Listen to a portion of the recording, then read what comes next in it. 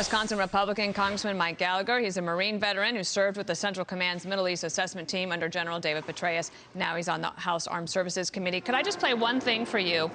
Because as we think about the Americans, and the New York Times reporting this morning, hundreds of American citizens and green card holders are stranded or even abandoned in Afghanistan. It's not available for us, but this is President Biden. I just want to read one thing to you. Now it's good. Okay, let's play it. Will not conduct a hasty rush to the exit.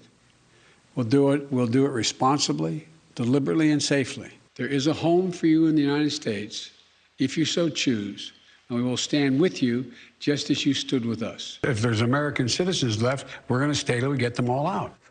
But we know that, Congressman, that didn't turn out to be true. The president continues to lie. There is no plan post-August 31st for getting American citizens or getting our allies out, other than to put all our hopes and dreams on the goodwill of the Taliban. They think they have leverage because the Taliban want humanitarian assistance, they want international recognition. What the Taliban wants is to humiliate us. They have beaten us on the battlefield because we surrendered preemptively. We have no leverage. And for the president to go on TV last night and to call this an extraordinary success was shameful. It will go down as the lie of the decade. 12 Marines, 1 sailor dead that did not need to die is not a success. Hundreds of Americans stranded behind enemy lines is not a success. Tens of billions of dollars worth of military equipment given to the Taliban is not a success. This is a historic, humiliating failure, and the commander-in-chief's failure to recognize that is compounding the problem. And more to the point, the victim blaming in the speech was just appalling. Wow. You proposed a bill yesterday. It was shot down by your Democratic colleagues. Kind of makes sense after what we're watching over the last 2.5 weeks. You want to know the plan for what the administration has to bring Americans home. You're requesting an accounting of all the equipment left behind in the billions. You want transparency on any deals or agreements made by the administration with the Taliban. That would be fascinating. You want a sense that Congress should not recognize the Taliban. You want to prevent any federal funding or sanctions relief for the Taliban. I would think that you would get a majority of the American people would say yes on all those provisions. Does this die now in the dark halls of Washington, D.C.?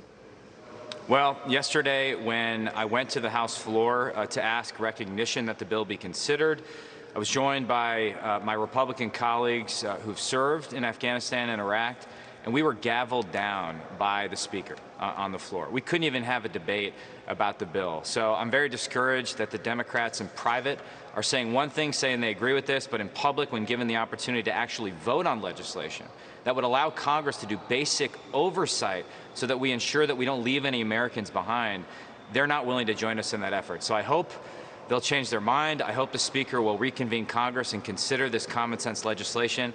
But thus far, she's chosen to prioritize her progressive domestic priorities over bringing Americans back home. To that point, you're going to take up the Defense Department spending bill, and they want to cut it. Now, there are some people in America think that the Defense Department has way too much money, but at this moment, they've been shaved over and over again.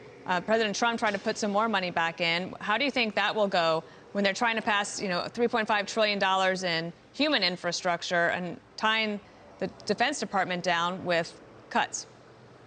Well, in less than an hour, the Armed Services Committee will convene to mark up the defense authorization bill. Thanks to the leadership of Ranking Member Rogers, I believe we have a chance to increase that top-line number for defense spending. And also, we'll be taking my bill from yesterday and submitting it as amendments to the defense authorization bill, again, to conduct basic oversight and ensure that we aren't abandoning Americans, potentially to become hostages of the Taliban or sold to al-Qaeda. And so I'm cautiously optimistic that today we can begin to repair some of the damage that was done. But when you have our leaders at the highest levels, our commander-in-chief, continuing to refuse to accept any responsibility, and not just blaming our Afghan allies, but casting American service members as victims of their own chosen profession, using us as an excuse to surrender. We chose to fight. We trained to fight. Mr. President, don't blame us for your cowardice. Mike Gallagher, thank you for your time. Thank you.